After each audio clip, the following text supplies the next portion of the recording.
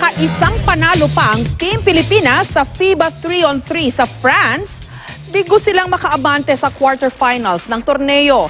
Maki-time out po tayo kay Chino Trinidad.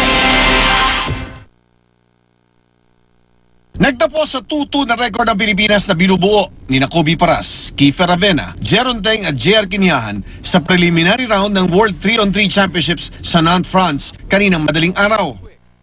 Napasabak sa mabigat na laban ang ating mga pambato sa number 2 seeded na kupunan ng Slovenia na ginamit ang kanilang pukol sa labas para daigin ang hamon ng mga Pilipino sa pagbubukas pa lamang ng laban 10-4. Sinubukang bumulik ng mga Pilipino ngunit hindi sapat ang kanilang dinalang laro kontra sa Slovenia.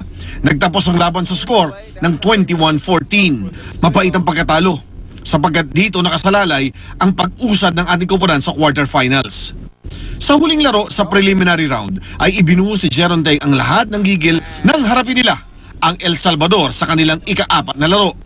Isang 18-10 lead agad ang naitala ng Pilipinas sa pamamagitan din ng mga tira sa labas ni JR Kiniahan at Kiefer Ravena.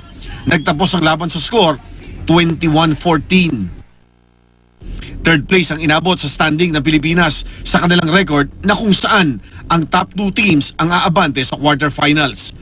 Sa pagbabalik sa bansa ng ating 4-man team na binadala ay magandang aralin ang mga leksyon na natutunan natin sa Nantes, France. At isa sa mga leksyon ay hindi talaga pwede laruin nang aasa lang sa kalimitan ay one-on-one plays ang ating mga manlalaro lalo pa sa format na tatluhan. Magandang pag-aralan ang movement without the ball, solid defense at outside shooting na siyang nakita natin sa kupunan ng France at Slovenia. Chino Trinidad, Nakututok, 24 oras.